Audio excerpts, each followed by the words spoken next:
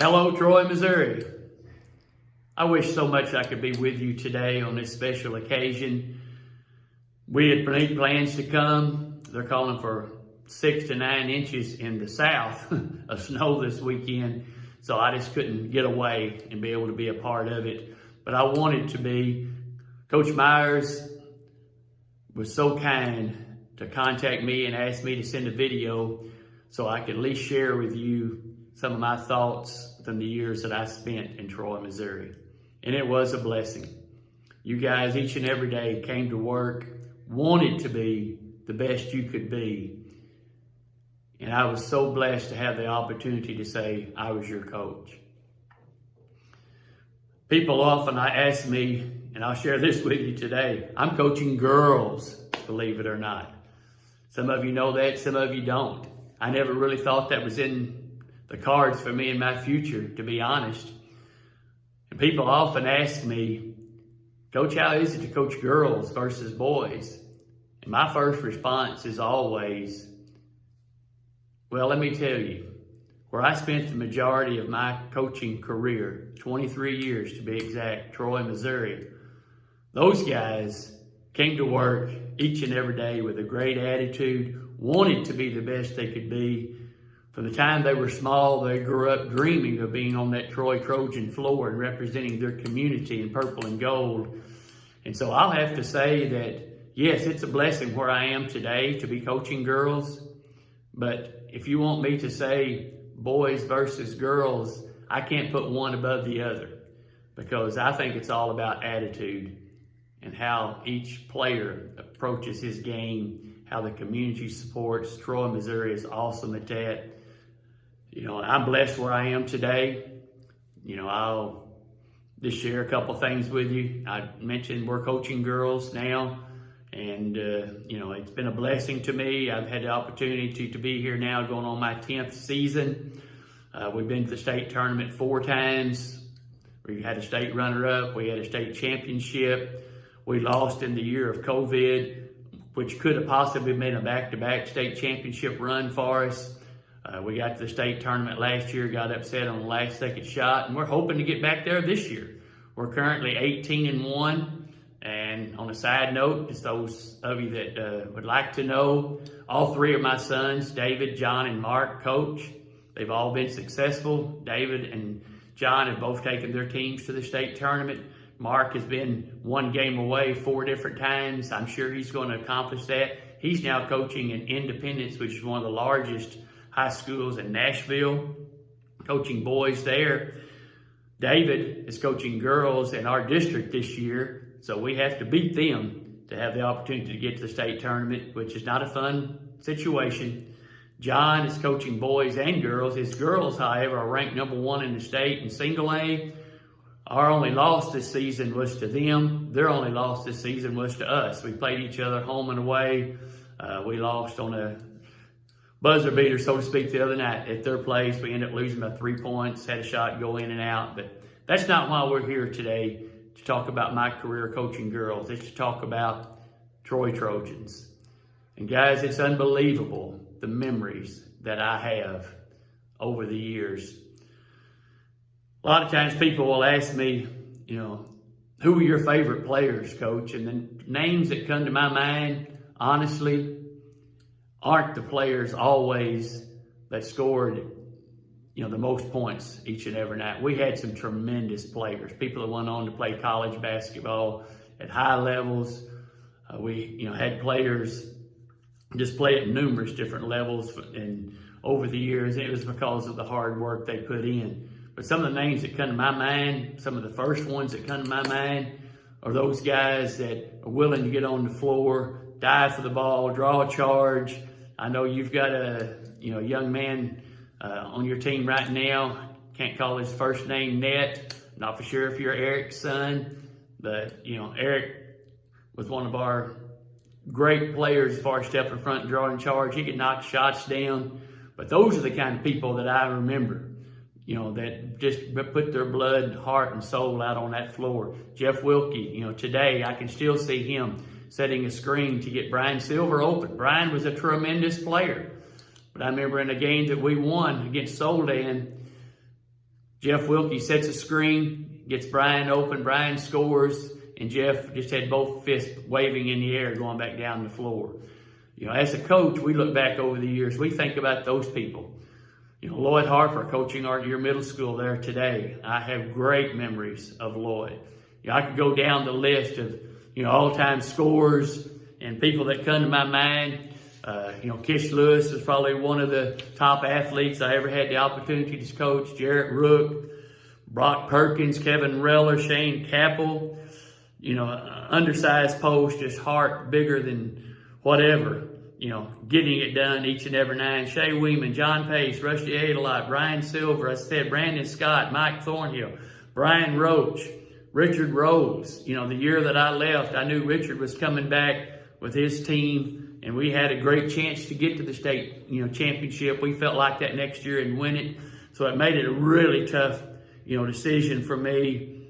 Adam Browett, Don Shelton, he actually follows my wife on Facebook, and I'll give you some contact information where you can, contact me if you choose to. I think about Kevin Jackson, Brian Alcar, Mike Younger. One of the years we had a chance to get to the state tournament, breaks his foot right before the state championship, playoffs, and we still feel like today that was one of the things that knocked us back. Terrence T-Bone Cockrell, Roy Phillips, a guy some of you may or may not remember, that Marvin Hall, Brad Hopkins, Jerry Pudding. I don't want to keep going up and down that list. I'm already offending some people because I didn't mention your name. I know, but guys, I just have so many memories from Troy, Missouri. And most every one of those revolve around young men working and working and working to achieve and be the best that they could be. People ask me, Coach, how have you been successful? And I know this because I've had players. I'm farthest from thinking it's Coach Wilkins. But I think if I have a strength, and I want you to think about this yourself, but I think one strength that I have had over the years is being able to challenge players and get them to become better than they thought they could be. So you younger players that are sitting there right now today, you think about it.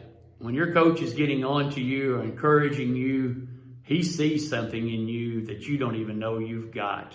And you've got to understand that. And you've got to find it some way, pick yourself up and become better each and every day. So many names, again, just come to my mind. I know Dan Moore's got a son on the team today. And, I kind of jokingly said the other day on Twitter that his wife, Amy, was the reason that he was as good as he is. But Dan was a good player, hard worker. He was willing, and what I think was important at that time while I was there, he, along with Coach Myers, was willing to come to practice, and, Rod Hamlet and different ones, when their game was over that night or whatever it might be, practice, they would head to the high school gym. And everybody worked together to make that team become, what it could be. The best that you guys could be each and every year. And that's what a community does. That's what a coaching staff does. So yes, I got the accolades, so to speak, as the coach, but it was you guys, and it was you coaches in the backgrounds and the community members. Mr. Trojan Basketball, Bob Hall, what a great supporter he was. And I know you guys know that. It's just people so many times have impacted programs that never get the credit for it. People just say, well, the coach did that. No, you players did that. I was blessed to be on the sideline with you. I don't know how long I was supposed to talk, but I just can ramble and speak and talk forever thinking about memories, that I've had. And it's an honor. I wished I could be there. I want to be in the Troy gym sometime before, my life ends. I know it will at some point, but I will always have blessed remembrances of Troy. You guys were so special. Another thing that I will leave you with, somebody asked me, Coach, how in the world, why did you leave when you left? And I can tell you, if it was basketball, I'd still be there today. because that was a great, great opportunity. Great place to be. But it wasn't. It was for my family. And I think at the end of the day, we've got to put our Lord and Savior Jesus Christ first. He led me to Troy, Missouri. He then led me to Tennessee, where I am today. My 3 boys all went to Christian universities. When it got time for them to start graduating, they said, "Dad, we want to live in the South if we can. Would you consider moving this direction? We want to be close to you if possible." So we prayed about it, and we prayed about it.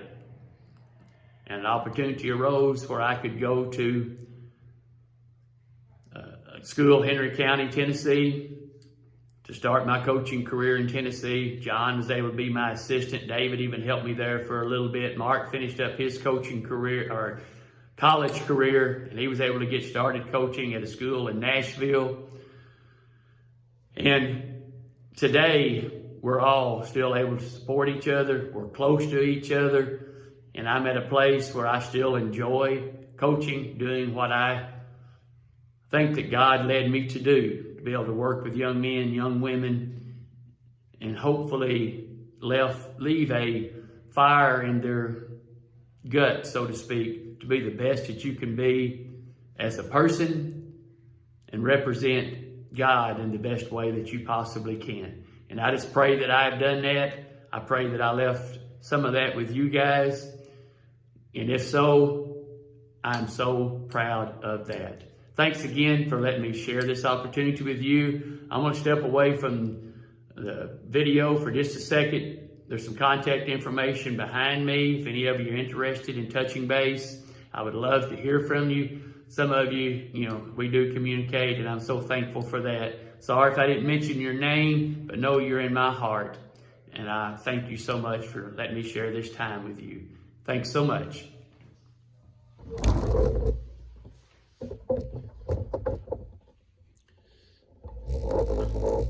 Again, that's my contact information. You might ask, why does it say the Coach Wilkins, not just Coach Wilkins? Well, I have 3 sons who all coach, and one of them claimed Coach Wilkins before I did.